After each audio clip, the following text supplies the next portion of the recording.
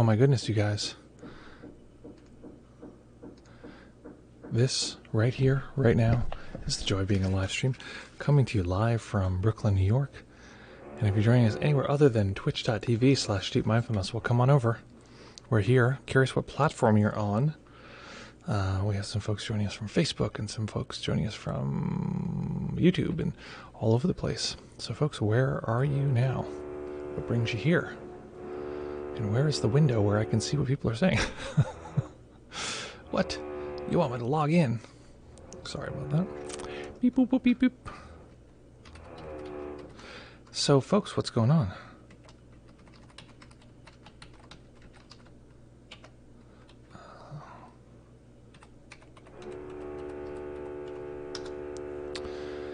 What's happening? What's new? What's the deal? Yeah, so what's going on?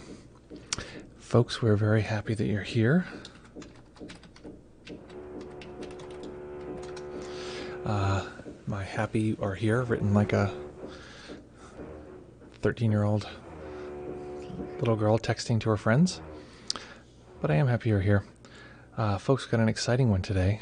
We had a special request meditation, and we're going to be diving into that. So that'll be fun. Folks, good news. We're going to be meditating today. The bad news is, after the meditation, you're going to have to wait another 72 hours to meditate again, at least with us. But the other good news is we're now operating 5 days a week. 5 days a week do we have live meditations at 11 a.m., I think. Hey, babe. Yeah? Are you switching your Tuesday, Thursday to 11? I have to check my calendar. Okay. Probably at 11 a.m. And the Tuesday and Thursday are going to be at on our Instagram, which is at Deep Mindfulness. Lovely, lovely. Wait, people are writing and I can't even read it. What's happening here? Okay, why is this not appearing on my screen? Hello from London here. 2020 CL. Nice to have you here. Let's see here. See if I can read what's on this stage here. BLD Denny K. Well, K to you too. Glad you're doing well. Rory here from Ontario. Excellent, folks. Oh, when I type something, it says it's from Restream. That's funny, because it's actually from me. That's no fair. Okay, folks. Lovely. Excellent. So, folks, as we begin to enter into our daily journey into the realm of meditation, what have you done? What's been going on in the last 24 hours? How's life going? I had a very weird situation where I could not sleep last night. About 3:30 a.m. woke up. The system was like, no, we're done. I got about an hour of sleep between 7 a.m. and 8 a.m. Other than that, not so much. Not so much. So a little clunk-a-dunk. Wise conclusion, breathing in DC, well, be careful. That can be both of those can be a danger. Being in DC and breathing in general, but as I'm sure you're handling it like a champ. Yeah, what else? What else is going on, folks? What's been going on in the last 24 hours? Anything new, special? Let's see what's happened in our world. One of the nice things I've been investing in video equipment, so we have a bunch of beautiful video equipment. What are we doing with that video equipment? Well, I'll tell you right now, since you asked rhetorically within my mind, is we're making a new video coming out on how to turn your particular life into a silent meditation retreat. And I was like, okay, I want to be thorough, but I also want to make sure that it's, very concise. And it is both of those things. And apparently to be thorough, the most concise version is like nearly an hour. So that's, if you're interested, it's a very thorough video that's coming soon. We still have to finish editing that. That's coming soon. We also had a very lovely conversation with Shinzen Young, who is a meditation teacher many of you know. We talked yesterday for quite some time, although there were so many diversions that were really totally off topic that we're probably going to have to edit that down, so that's going to take a little time here. Bob says, Bob Sunders, hi again. FYI, I was watching on Twitch a few times recently, but my comments did not show up on the screen at all. Damn it. Damn it all to hell. The damn system has foiled us. Bob, were you typing in from... oh, you're watching on... Oh, okay, so... Beep, boop, boop, beep. Just so you know, your comments, you mean when you were watching the playback, they didn't show up on the screen? Because yeah, that's my question. Were you typing your comments on the... while you were watching the playback, because that would not show up on the screen. Oh, we have a new follower here, Denny144. Well, Denny144, trying to get back to normal life in Illinois. Well, listen, I know that Illinois is known for its normalcy, but it's a strange time, so excellent that you're making all the effort you can. On YouTube now, I was watching on the Twitch live stream. Okay, so just so you know, because it's a playback, it can't appear on the screen, because this is, it's being, as you do things live, it appears live, and then you're just watching a recording. So it used to be the case that you could leave comments during the stream, and it would show up on the side at least, but they've actually eliminated that. I don't know why. So yeah.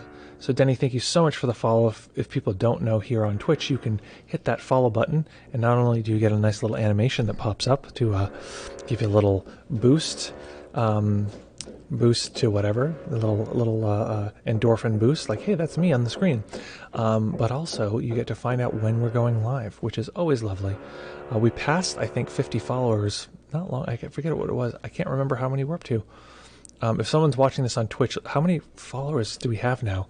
It's weird to call them followers because it feels a little like I've been watching all these Branch Davidian documentaries. I don't know if people have watched the most recent one that Netflix put out about Waco. Whew, that's quite a docudrama, really intense, based on the retelling. Oh my God, I didn't even realize we had over 100. Wow. Duan, I think that's probably not correct, but Duan, well, whatever. Just tell me how to pronounce it. I'll try my best. Wow, that's great. We're rolling into getting closer to 200, so that's crazy. I was like, I think we have over 50, so that's cool. And I think on our YouTube now we have over 3,000 subscribers, so that's cool. Hey, that's fun. More people having fun with meditation. Gotta love that. So everyone, grab your matchas. Make yourself a matcha mustache. Today I'm having a cold matcha, which is quite delightful. And we're going to jump right into the meditation. So finding a nice, comfortable posture that you can maintain for the duration of the sit. Just had a nice conversation with someone who works with folks with trauma, which is basically anyone in the therapy field. And we had a conversation about adjustments to the posture for people who may or may not have trauma. And the interesting thing is, you want to make these adjustments if you need to, if you have the experience of trauma, and you do. However, sometimes needing to make these adjustments or this kind of thing can be an indication that there might be trauma there. If somebody is meditating and they tell me, I'm meditating, but whenever I close my eyes, I just get, waves of terror and panic arise and that kind of thing. And it only stops when I close my eyes, or even, a smaller version of that. Often I say, I don't know if this is the case, but it could be the case that it's an indication of trauma, which is very, very, very common. The majority of people have some degree of trauma, and we're all in a pretty chaotic situation right now that is likely going to produce some trauma for kind of everybody. Somebody else pointed out their grandma, still keeps food to the point of rotting in the fridge, in the freezer, and actually, and this is because they're, they lived through the Great Depression. It's also, I don't mean to, poke fun of Raquel, but that's also something Raquel will sometimes do. She's just like, no, it can last one more day. And I wonder if it's because she was in part raised by her grandma, who also lived through the Great Depression. So I'm curious. Okay. I love my nickname. Everyone stumbles on it every time. every time questioning, how do I pronounce it? And my answer is the way you do is to pronounce it. There you go. So I'm going to call you Duan. Dayun. Dayun. I like Dayun. Okay, folks, finding that nice comfortable position you can maintain for the duration of the sit. Of course, if you have the experience of trauma or need to, you can always just move and adjust. But you do want to do so consciously. So making sure that when you find that position and you need to make an adjustment, if you need to make an adjustment, you wait a few breath cycles. Maybe you don't need to make the adjustment after all. Maybe you wait 30 seconds, something like this, and then you make the adjustment mindfully, slowly, consciously, in that way. Then you look around for your meditation bell and the meditation bell striker that you misplace comically with comic frequence. And then when you have those things, you get ready because we're about to begin.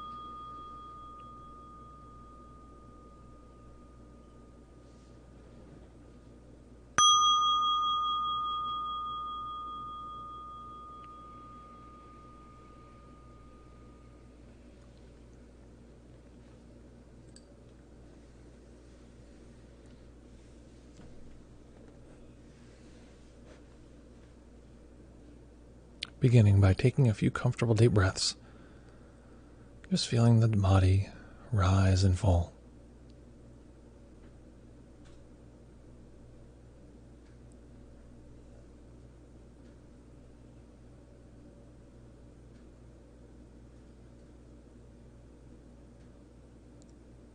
Each time we arrive at a meditation, we arrive with the momentum of all of the previous moments.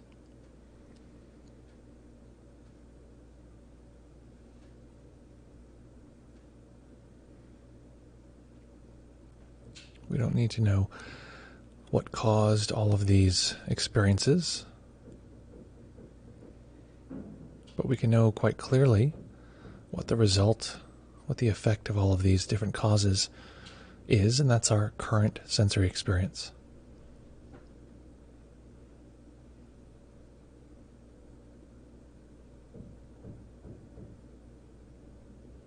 So assessing, does the body have a lot of energy? Agitated, jumpy, fidgety? Does it have low energy, sleepy, foggy, dull?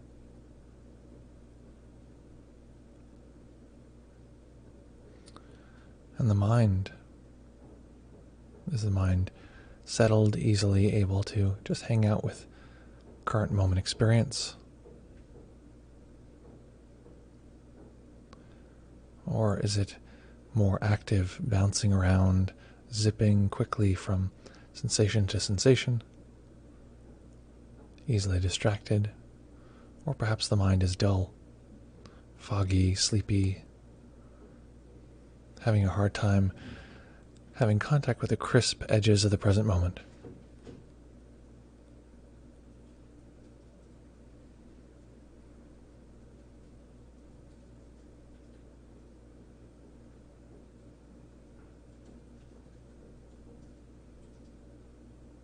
Sometimes when we sit in meditation, the body can be physically tight, or the body can be physically relaxed. I'm not suggesting it should be one or the other, but it could be either.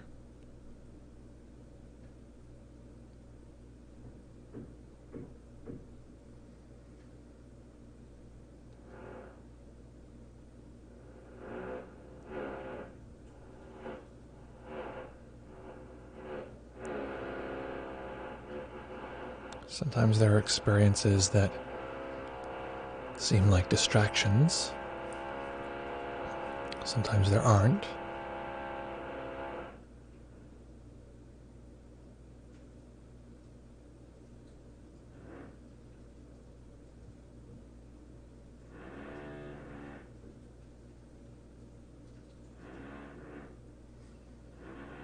Sometimes we'll stay conscious.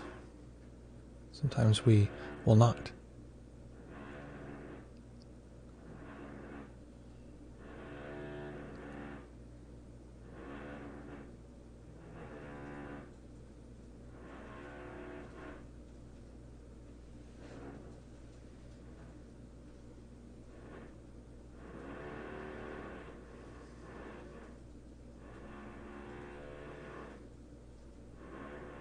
So at this point, we're not trying to direct the mind.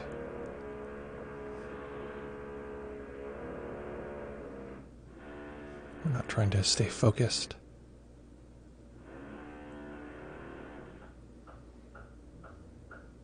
We're not trying to observe.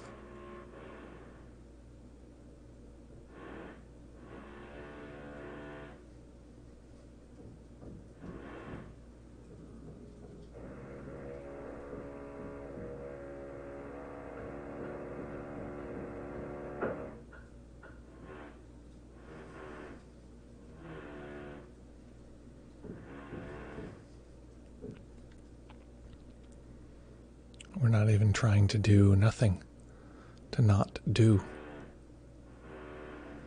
Sometimes the body-mind does nothing. Sometimes it does things.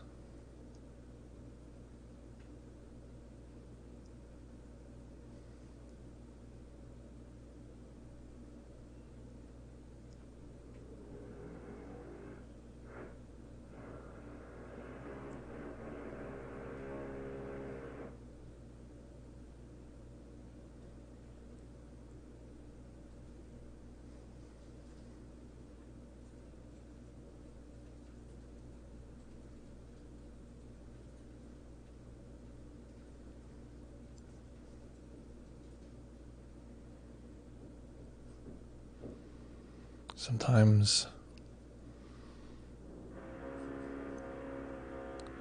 the experience of a kind of director will arise, a sense of a self that needs to create direction, to guide us in the meditation process. And sometimes that guiding, directing self does not arise. Neither one is better.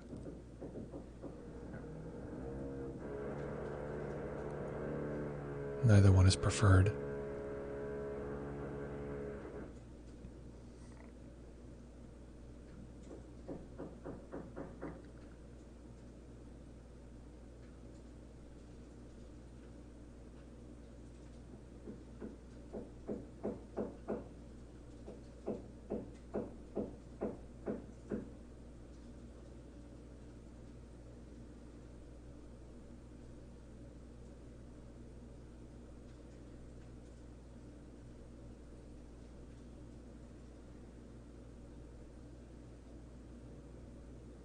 Sometimes the mind will chatter, narrating what's occurring or talking about future experiences, sometimes saying words that we've heard in the past.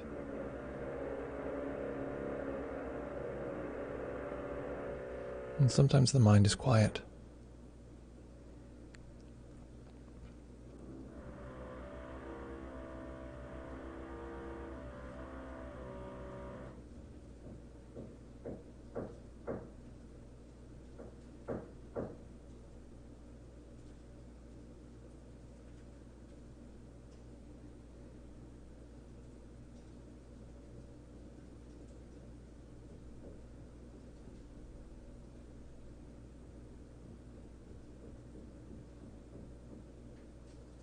Sometimes the mind will know the experience of a human body breathing.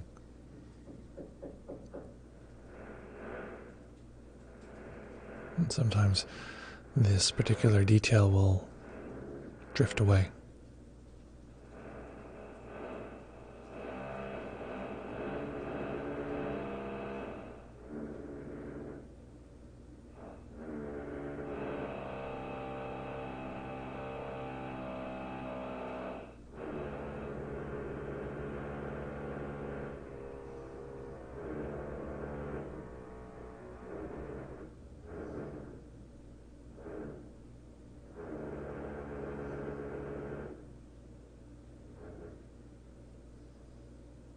Sometimes physical discomfort or agitation arises in the body.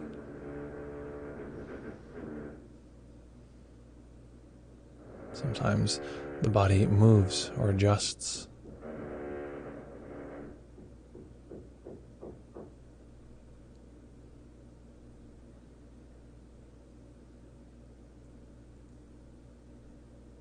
Sometimes the agitation does not arise or the body does not move or adjust.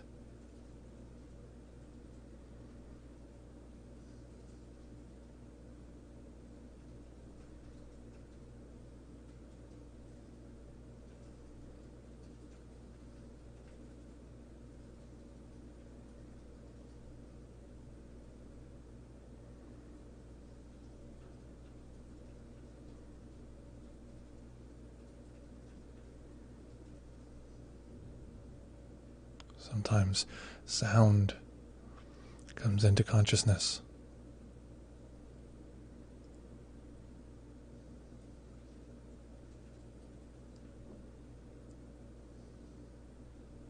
Sometimes it is not.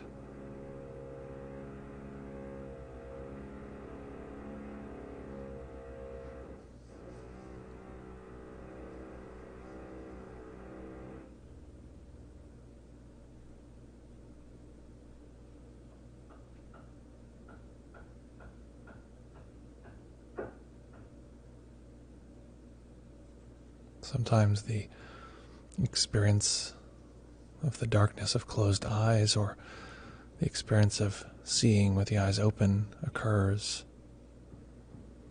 And sometimes this is not in consciousness. Something else fills up that real estate.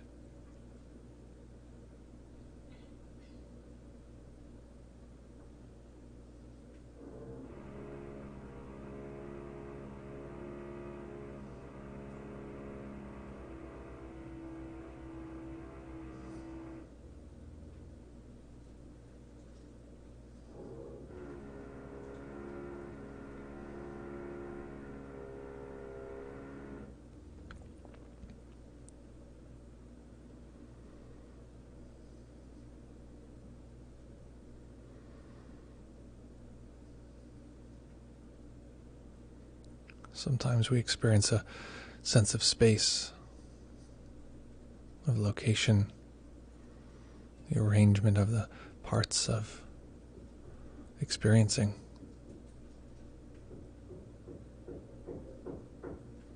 And sometimes this space breaks down, isn't so solid or seems less directional.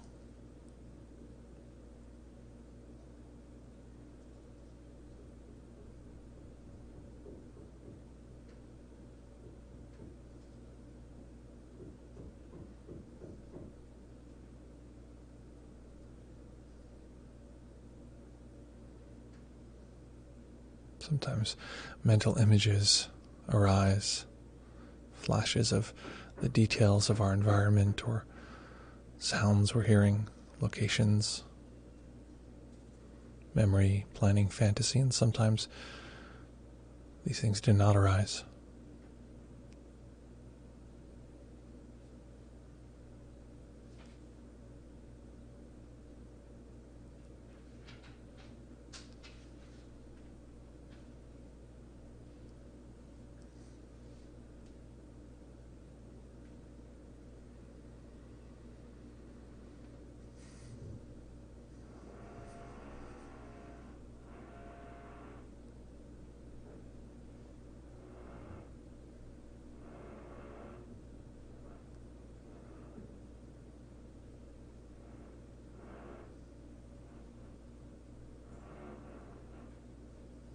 Sometimes when there's no direction in practice, no thing to do,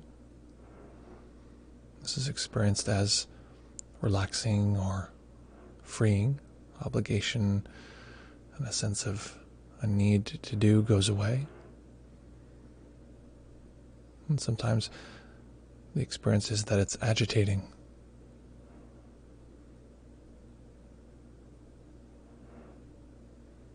a sense of groundlessness or directionlessness.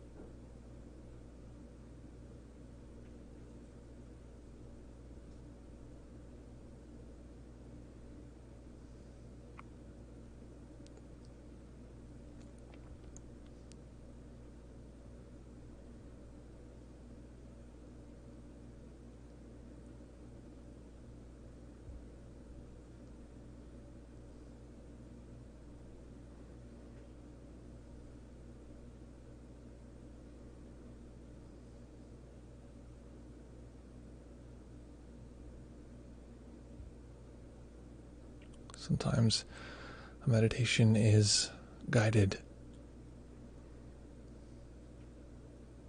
Sometimes it is not.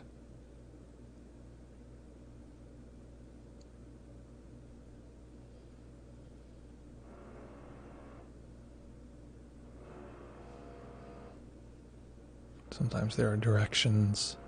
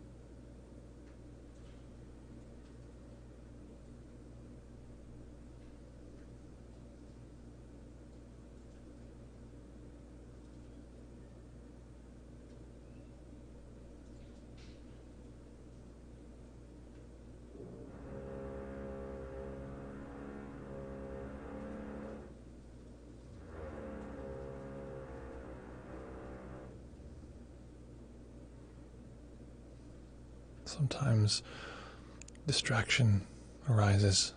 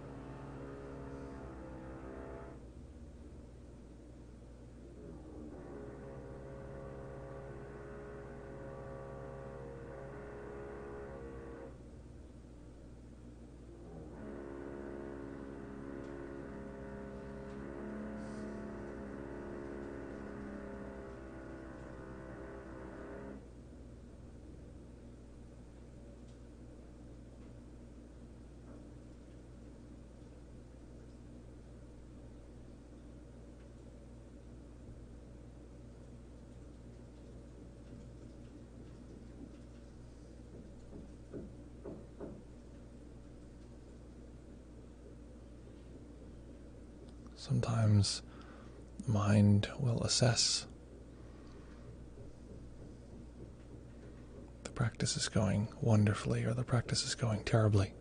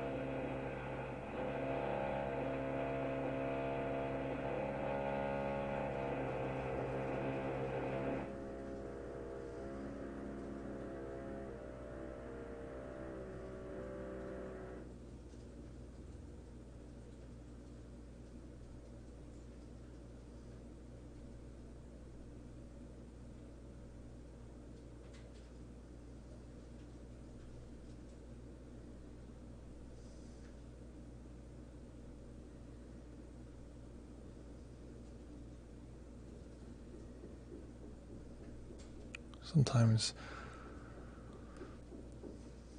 our experience feels hard, and sometimes it feels easy.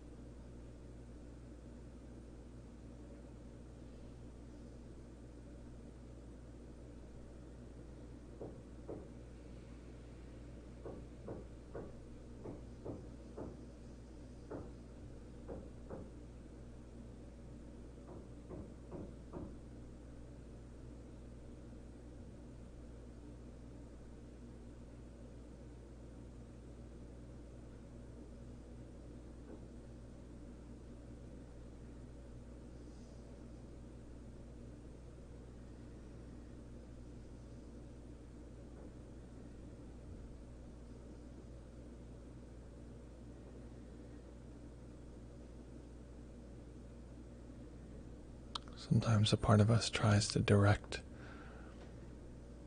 our experience, make it better. And sometimes this does not occur.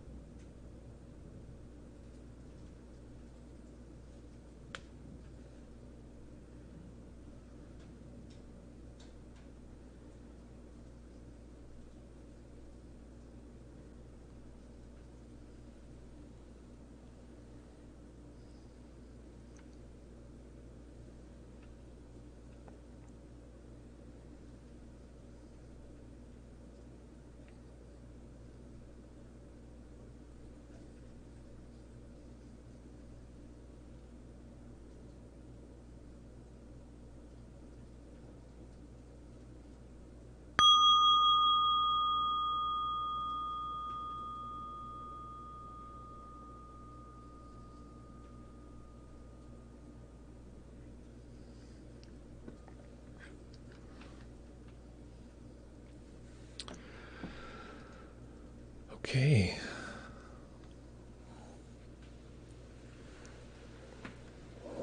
So making any adjustments you need to allow the body to be comfortable.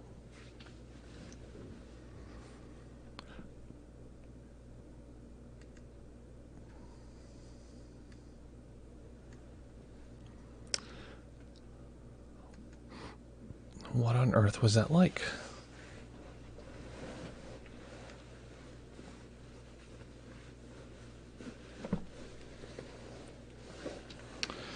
There are two main ways that I can find out about your experience. The first and most common is that I train someone to be a pretend art therapist,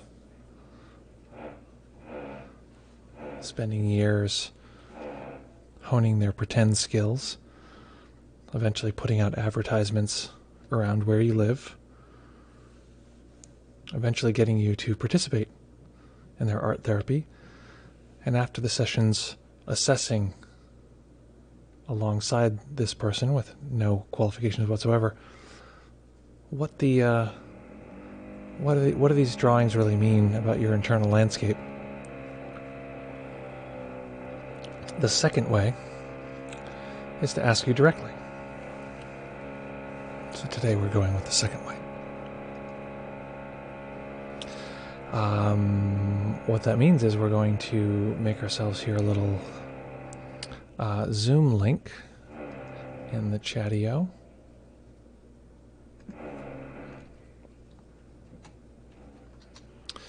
And folks are welcome to join and jump in if they'd like to come chit-chat like kitty cats. Or if you'd like to just leave any report of what that meditation was like in the comments, you can do that as well. It's also a great way to find out. But it is really true. It's funny because people will like our videos or they'll, subscribe or this kind of thing. And we often don't know who they are, which is a shame because we love people. We love hearing from them. We love finding out about what's going on, what makes them tick. So, the only way we can really shape our practice is by doing so in context. So we have a couple people here popping in on the Zoom. Let's see here. We're going to allow both of these folks in. See what happens. Hello, here we have Ad and Raven. Reuven. Oh, there you go. Okay, so folks, give me 1 second here. I'm going to make this visible for humans other than myself. Oh, it froze my camera. Fix that too. Okay. Okay, one part fixed. Reuven is here with us, and my camera is still frozen, so let's fix that.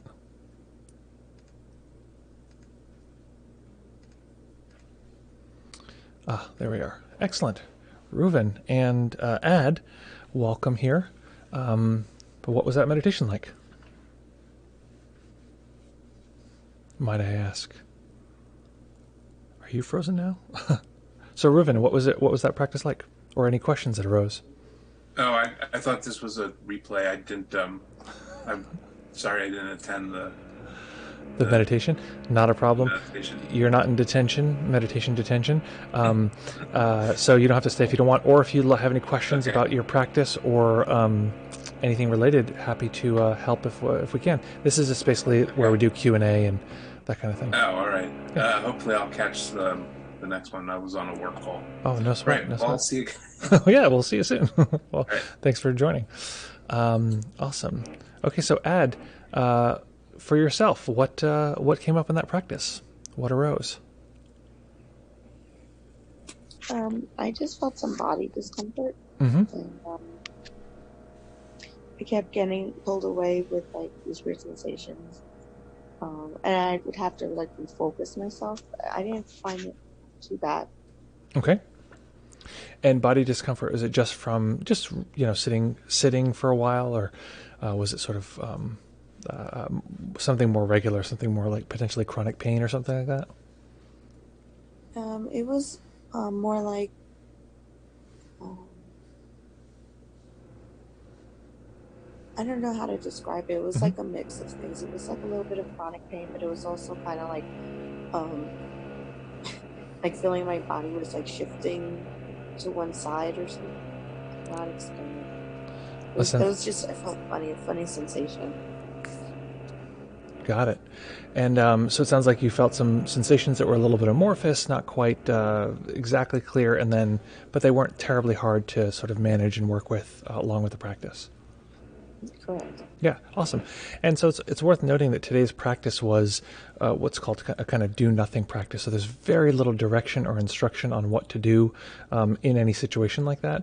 So was that challenging at all, or was it just sort of not a big deal? You sort of managed to sort of walk through it without any sort of bumpiness, without any real direction. Today was a directionless practice.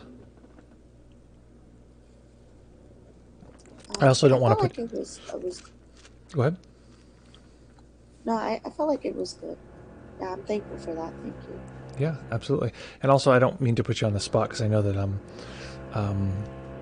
Revan came and thought this was a replay, so hopefully I wasn't terribly unclear. And again, you don't feel like you're in meditation detention. Any question or Yeah. anything? Any questions um, arising? no, no, Cool. Very no, awesome. no. Well, thank you so much for I don't joining. have any questions. Thanks for popping on, and especially thanks for just describing your experience.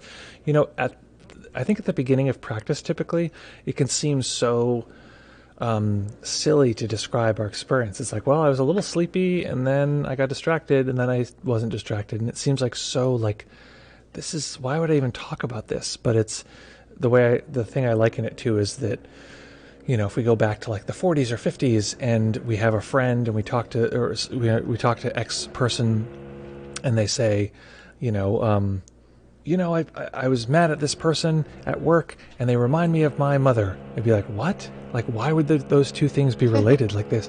That's totally crazy that you'd even mention that. And since then, we've become very familiar with psychology.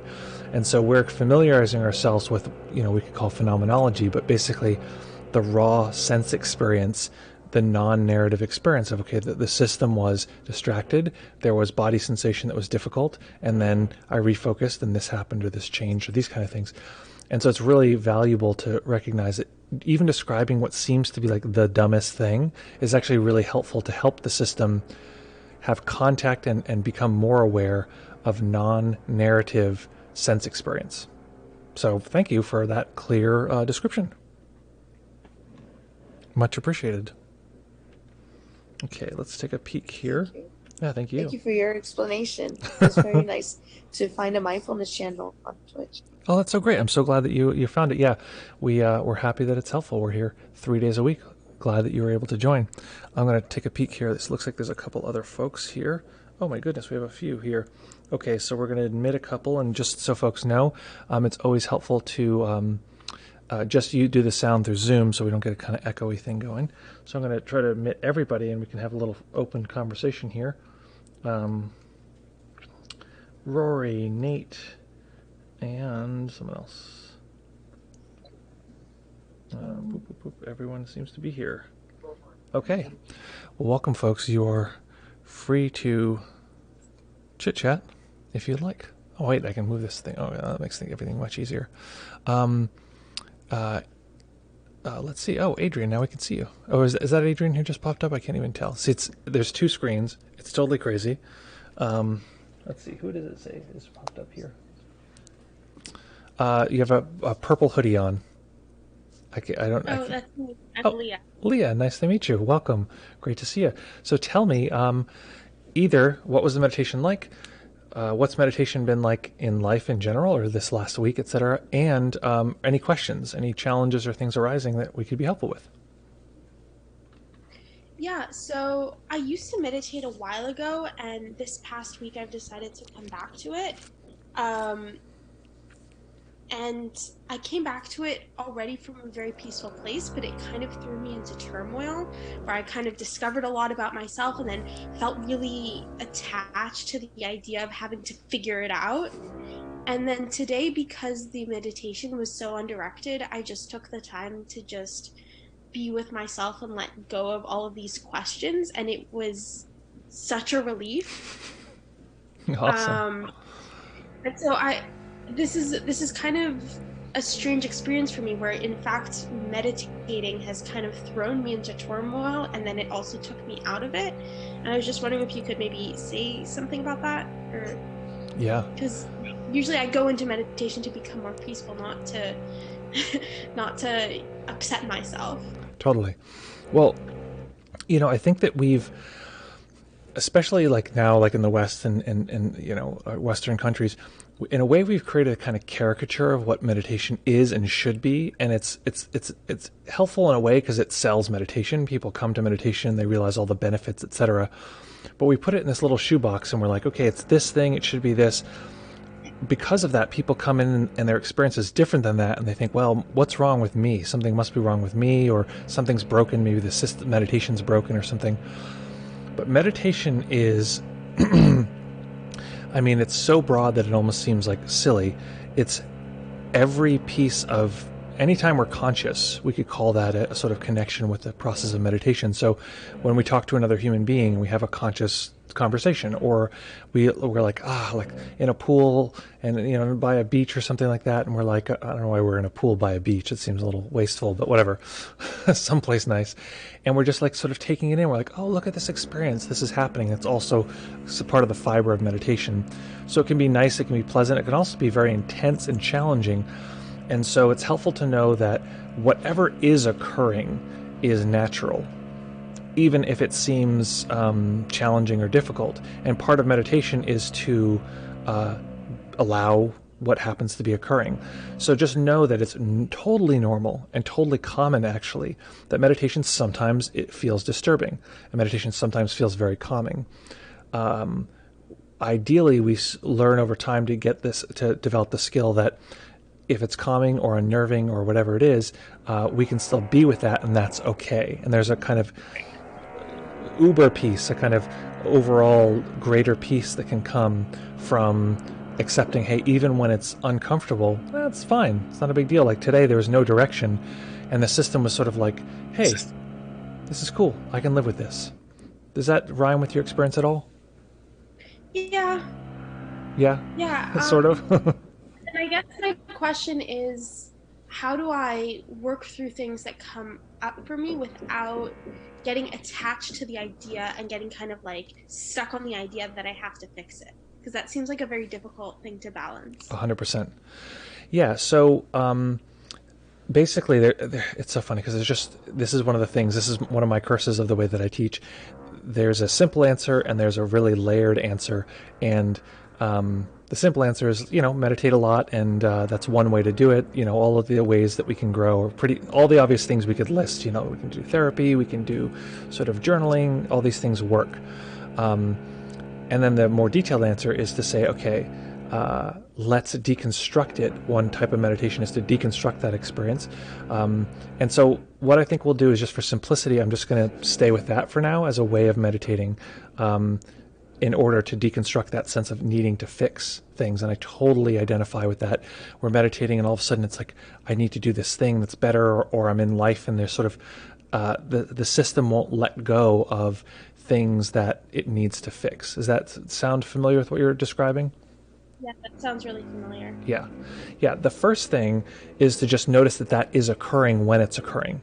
And it's all the way from like obsessing over other people and being like, oh, why won't they be this way, or why aren't they acting this way?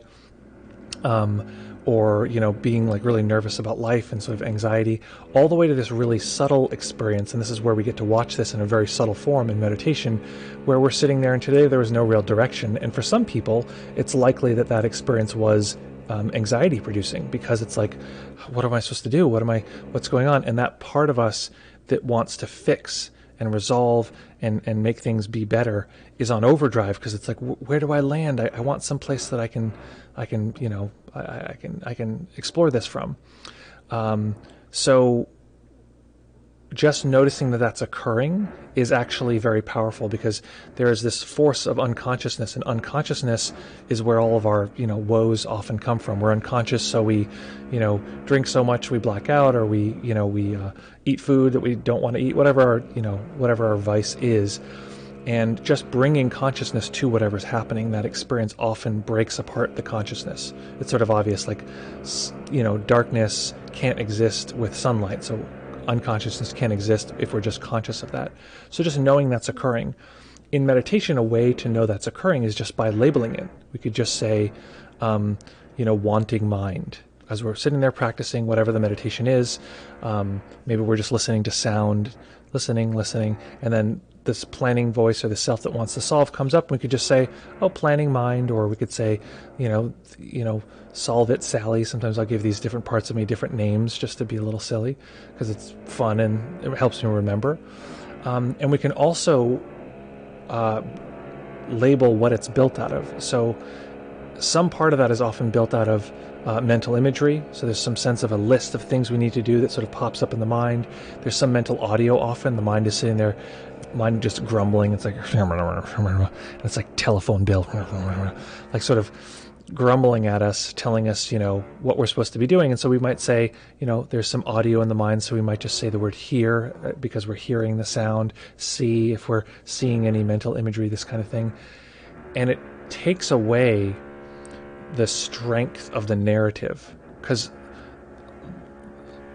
as humans, we tend to think I'm the central character in reality, and all of this is happening to me. And this narrative is useful if we want to, do something in life, but it's very problematic if we want to step away from the narrative, if we want to have freedom from this like self that always has to be doing and self that always has to be solving. So those are just a few strategies. Does that, what I said, does that make sense for you? Yeah, that makes a lot of sense. Awesome. Nice. Yeah, and just know that like you can do that right now. Like you don't have to wait until that self arises. The system that is one of the central ones that I teach from is called See, Hear, Feel. And at any given moment, seeing, hearing, and feeling is occurring. And so you can just at any moment say, see, hear, or feel whatever is at the surface, and it breaks down that narrative over time. It makes it less like, the world is happening to me. Like maybe, I can think about, my mind can suddenly go into like, what are these people saying about me? What is, whatever. And what that is some mental audio, hear. It's some mental visual of this person being a bad person. Oh, see, okay. Some feel, some emotion. Oh, I feel this tension in my chest and this kind of thing. That's emotional. Okay, feel. Great. So the entire world is broken down into 3 syllables, which is very, very manageable. And it's also like, it's not my enemy. Like mental audio is not a bad person. It's just some sound that's happening. So it makes things much less personal and conflictual in that way. Does that help at all? That does help, thanks. Awesome. And just so you know, I'll put this in the chat here. There's 15 guided meditations. Let me see if this makes it work. Did it work? I can't tell. No, it didn't.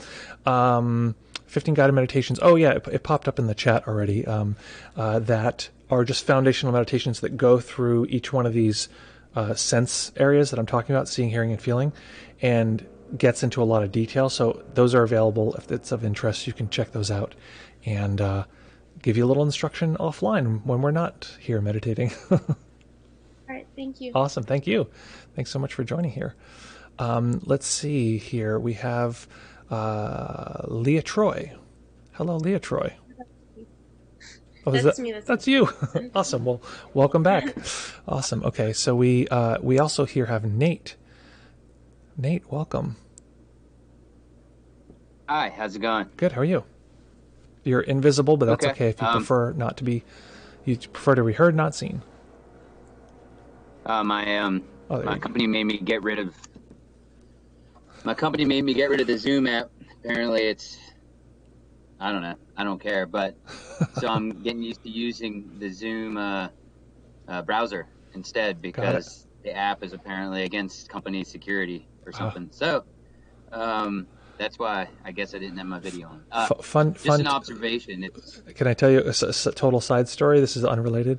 I had a friend for a while who would always be like, hey, like, are you, this is back when like people would say a sentence like this, like, are you on Facebook? And he's like, no, I'm not on Facebook. And I'd be, oh, cool. Okay, how about this? And this thing. It's like, no, I don't do that. I was like, oh, so you like you don't do these technology things. And it ends up that he like was sort of cagey about it. I was like, so what's going on here? And it ends up he's like, okay, I'll tell you. I'm a diamond courier. And I was like, oh yeah. And he's like, and the rules around it are so intense. And he's like, I carry, $500,000 diamonds like around the city. So like I can't be geolocated, and it's so serious. So for whatever reason, his company had these various policies for obvious reasons, and it just meant that he was very like a sort of digitally isolated, Well, which I thought was quite interesting. That's a better story. I might use that from now on. Hey, maybe he was lying. Maybe he just worked for some selling ad time on the internet or something. Sorry. So go ahead. Just an observation with do nothing. It's a very difficult practice at 11 a.m. on a workday because all the things that I did in the morning and all the things that I have to do moving forward, especially in the remote world that we're living in right now, for a work from home kind of people. We talked about this in a different class recently, but I definitely was not able to. I think too much about doing nothing, and especially when, to me, the drilling in the background that we hear was nothing compared to it was almost a welcome watching it bounce through me. Not watching it bounce through me, but just letting it go through me versus the feeling in, I guess, of all of or visualizing of all of the things I'd already done and things I've got to do. So maybe for me, do nothing, and I don't know if this is common when it comes to that kind of practice, is like only a morning thing, early in the morning or late at night, more so than take half an hour out of the middle of your day and try to stop everything, and then you end up restarting it, of course. But that was just my observation, that it was pretty hard to do given just the relative time of day more than anything else. Absolutely. And what you're describing in another way of saying it is momentum. Like when there's a lot of momentum of the day, so when you sit down and close your eyes, all of that momentum just sweeps right over into the meditation, which is actually quite normal. So if you were to use like sort of traditional terms, which I'm like, I think sometimes these terms are really weird and sometimes they're totally helpful, but the traditional term for that is karma. And it's the momentum of decisions and actions we've taken in the past sort of coming into and expressing themselves in the present moment. I like to just call that momentum. And so it might be very uncomfortable, and it might not be the practice for you or for anyone watching, that kind of thing. And it's helpful to know that it does give us information about the sort of the experience of karma, the experience of that, the decisions and actions and setup of our past plays itself out in the present moment. It might be very unpleasant, and it does not. It might also be, this is something that Leah mentioned a moment ago, it might be totally unpleasant, it might be totally unfun, and that doesn't mean it's not extremely fruitful. We can think of it a little like therapy. Therapy often feels quite good. We're like, oh, what a relief. I went and I talked, and often it feels like, what the hell was that? Like, I feel weird and yucky, etc. But just because we have a strong, intense therapy session doesn't mean it was bad therapy and we shouldn't do therapy anymore. It's actually often an indication that we're breaking through something. That said, we want meditation especially to be interesting and fun and exciting and all these things. So we don't want to just pick the thing that's the hardest, because I did that for years and I suddenly noticed, like, man, I really don't want to meditate. So we have to be careful and make sure to do what's fun. So yeah, totally. And we do plenty of do nothing practice in this stream. So don't worry if you're watching. I get that too. Awesome. Okay, cool. So I'm glad folks are jumping in here on the Zoom. Let's see here. And I want to make sure that if more people want to jump on, they can.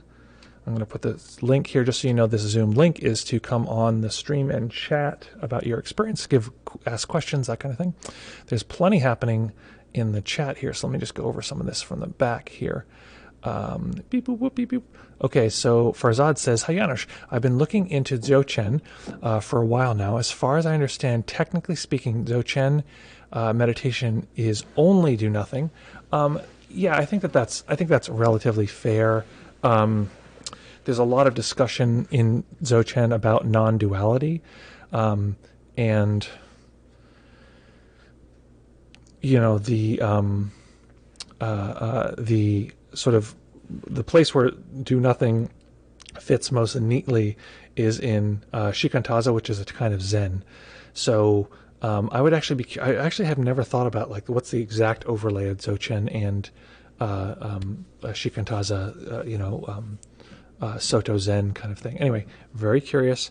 Mental note, I want to look into that. And if anyone knows already, then hey, let me know. Let's see.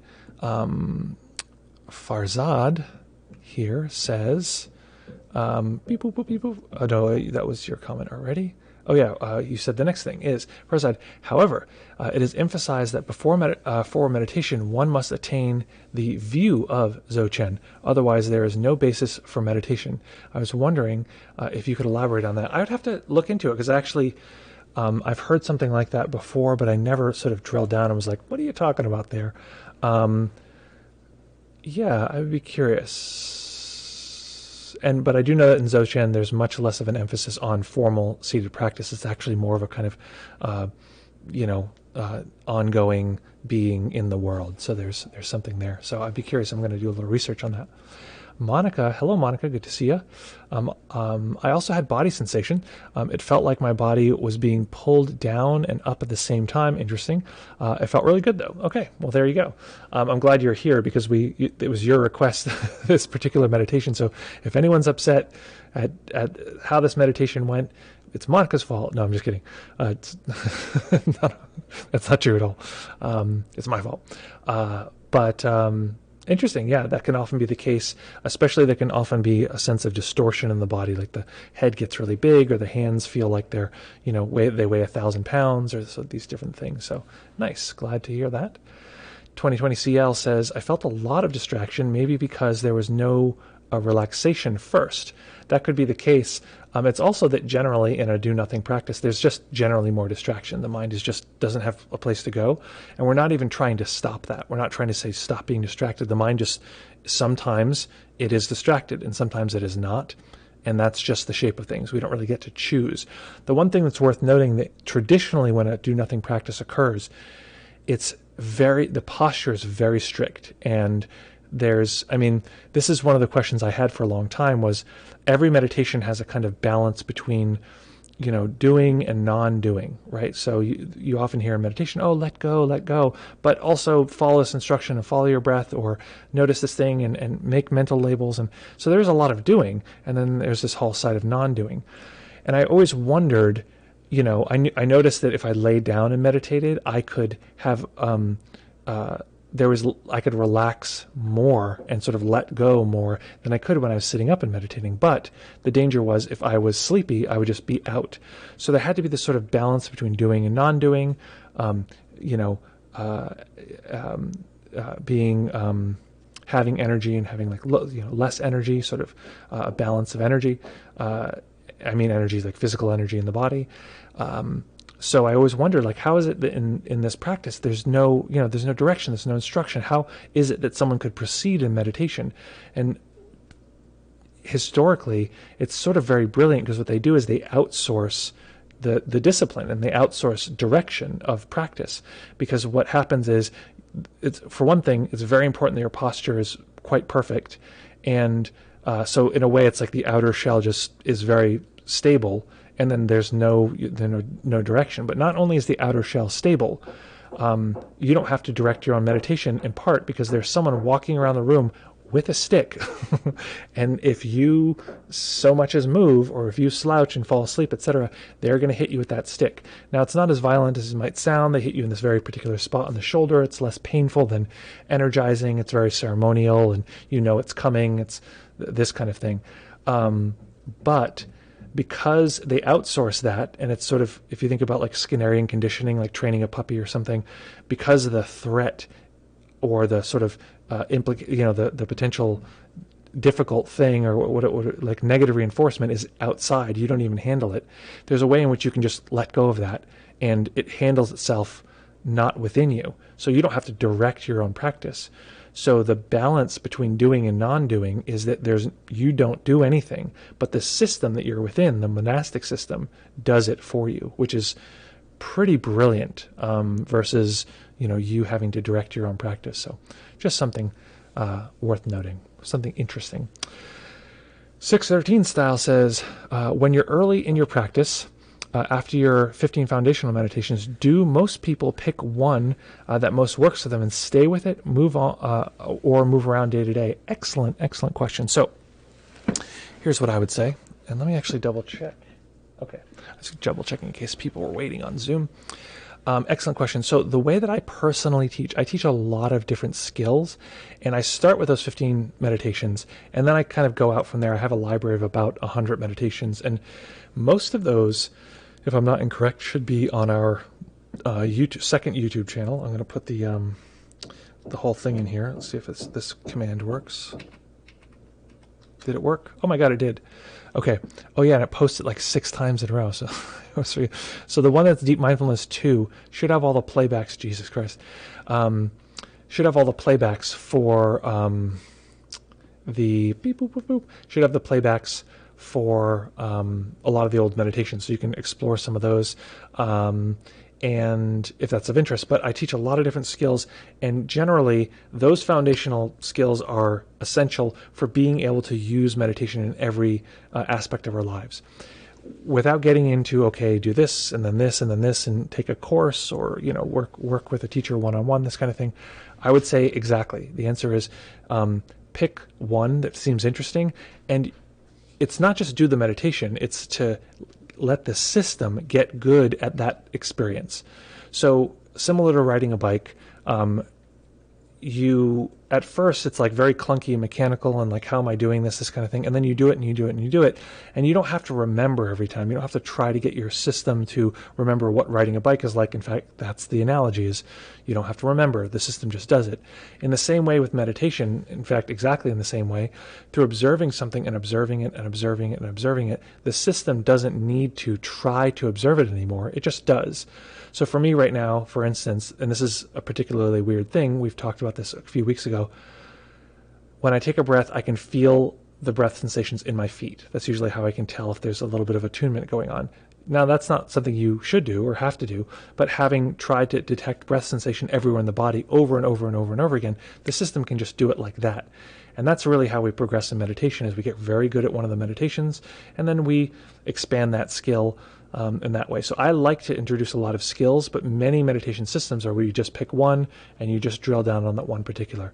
So if I were to just say, what do? I would say, check out those 15 guided meditations, pick the ones that are interesting to you, experientially interesting, not just mentally interesting, and really get into them, and then drop us a line and say, hey, I'm here, what do I do next? And we're happy to, to let folks know. And just so folks do know, we're now doing live streams 5 days a week, every weekday. Our other live streams are on Instagram, is that even in our links? Yeah, there's an Instagram link there. So that's, we're checking right now if we can also have it be at 11 a.m. It's either 11 or 12 right now. We're trying to clean that up. It just started. Raquel is guiding Thursdays and Tuesdays and Thursdays. I'm guiding Monday, Wednesday, Friday here on Twitch. And if you're watching this other places, it's also simulcasting other places. So hopefully that answers your question. If not, let me know. A Little Liner says, I wonder what your thoughts are on extreme dullness. Very interesting question. I've recently been experiencing dullness at the point of most falling asleep and having a very tired body when sitting, no matter what time of day. Sometimes I catch a glimpse of cutting out of the dullness, and it feels very alert immediately. Okay, excellent. So the first question when somebody says, I'm getting a lot of dullness, sleepiness, this kind of thing, first thing and this is extremely common, sleepiness in practice is like such a central thing, and it plagued me for years. So the first thing I ask, and you can ask, or you can let me know in the comments here, is, are you getting enough sleep?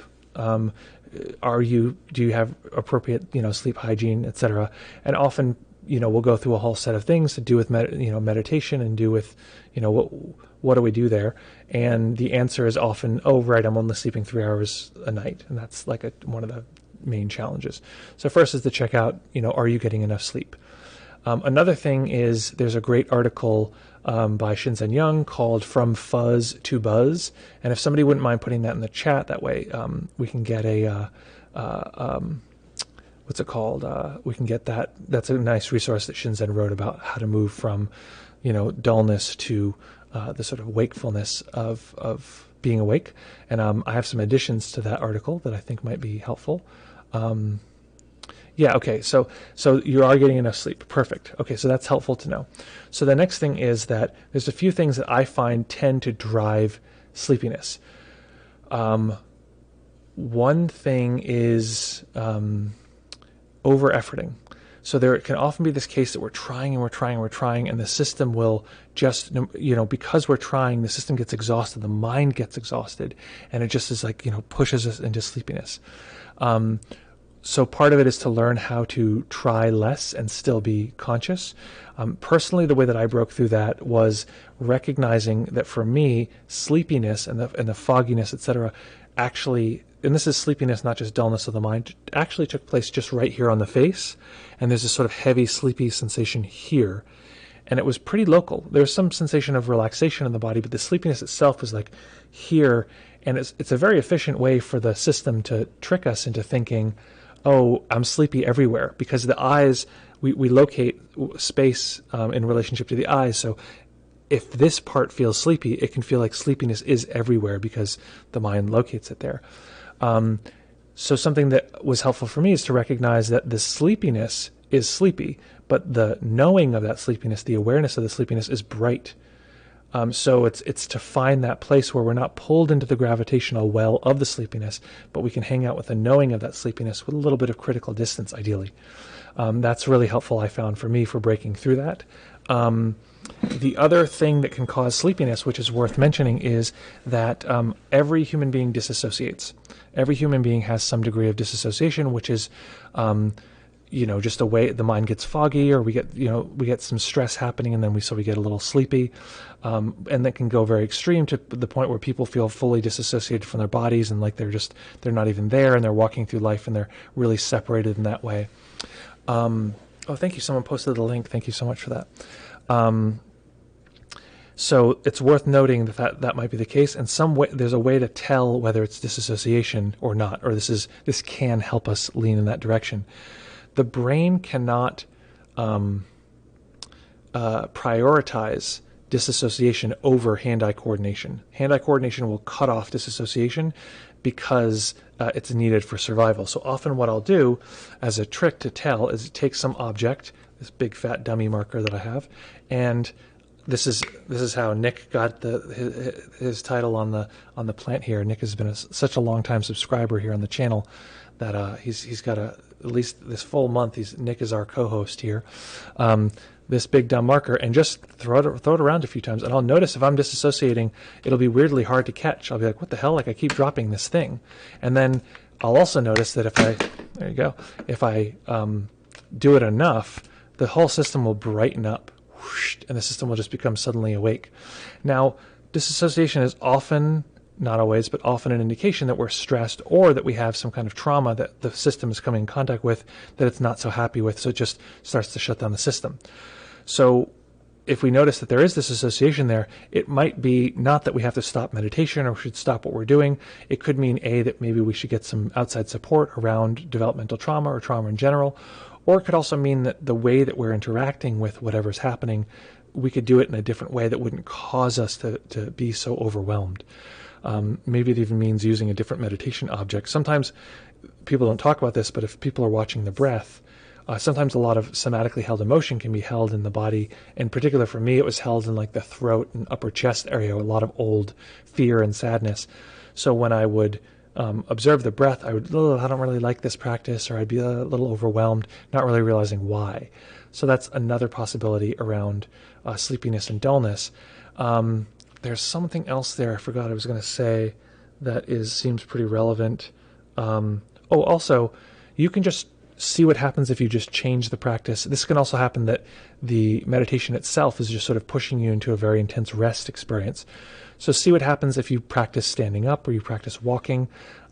You're less likely to notice as much stability while you're doing that, but all of the same insight and mindfulness can be present in a walking meditation. Just concentration tends to be a fair amount lower. Let's see here. Beep, boop, boop, beep, boop. Oh, Monica and 2020 CL. It was a little race there to get the link out, and you guys beat each other. Yeah, probably simultaneous. That's probably what happened. Let's see. Bob Saunders says, "Lovely stable sit today." Well, hey, sometimes luck of the draw lands on us. The lack of specific instructions set for attention was pleasant. Reminds me of the old just sitting practice sits. Wide, deep, solid, taking up of the posture, letting the mind stuff go. Yeah, it's interesting because the likelihood is because you have some experience doing that, the rockiness at the beginning of learning to do this can be less intense. So, beep, boop, boop, boop, mind calculating. I want to mention before we go a couple things. One is that our new class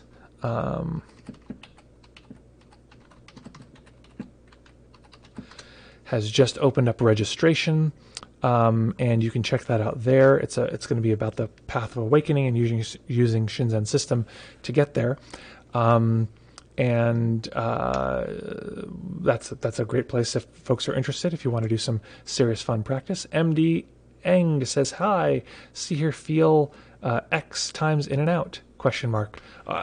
MD Eng, I'm not sure which thing we were referring to because it's always stacked in this way. So if ever you make a comment, make sure to refer to the thing you're commenting to because I don't know what you're referring to. But thank you for leaving that comment. Let me know what that meant.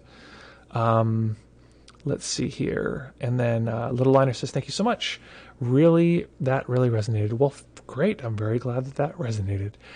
Folks, big news is that we will be back here in fewer than 72 hours. We're going to have this rock and roll weekend consisting of, staying at home and making whipped cream and playing with our puppy, which, P.S., before we go, let me see real quick.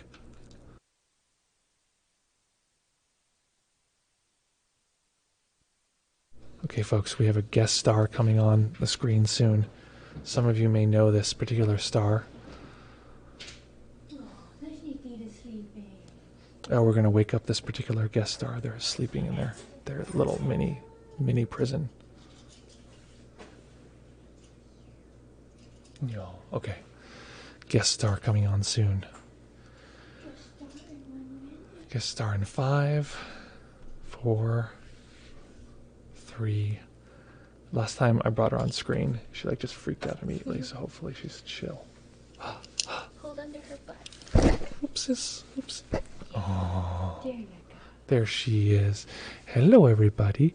If you haven't met before, this is Sela.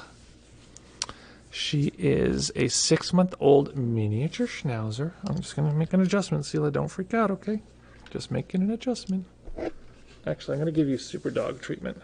She somehow doesn't freak out when I do this. Hold her out like a little hot dog. Whoosh, super dog. So, I'll just hold you like that. This is Sila. If people don't know, Sila is the term in Buddhism for basically the concept that what you do and the decisions you make matter. In other words, ethics.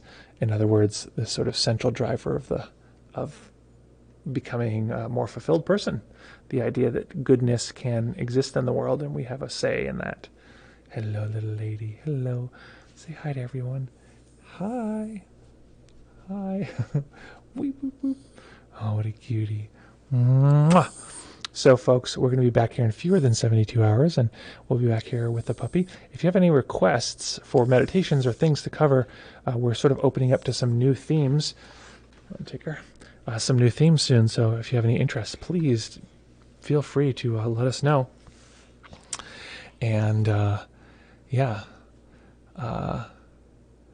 yeah, glad that folks are interested in the Instagram casts. And we'll look at that cute little dog. Is that a dog with a chef's hat on? I love that. Or maybe it's just a little white beret. Okay, folks, so here I have a wish for you today. The wish for you, which is funny because we usually make a wish related to the meditation. So today's wish is just that the system does what it does. The system is sometimes pleasant and sometimes unpleasant. The system sometimes is curious and sometimes just doesn't care. The system is cranky sometimes and sometimes it ends up being chill. Oh no, the GIF doesn't seem to be functioning. Why you no function? Okay, well, it's usually a moving GIF, but we'll see. Folks, as always, thank you so much for joining. Lovely to have you here. Thank you for all the folks who joined us so bravely over here on our Zoom call, and we're very happy to have you here. Make sure to check out, if you'd like to see any previous playbacks, on youtube.com/deepmindfulness2. Our second channel, our main channel, has more of our fun videos, easier to watch than just raw playbacks. And if you want to find out about our 15 guided meditations, those are linked there, or anything else, please let us know. Any questions arise, we are delighted to be helpful if we can. Folks, have a lovely day. Have fun. Take care of each other. Look forward to seeing you soon. Bye.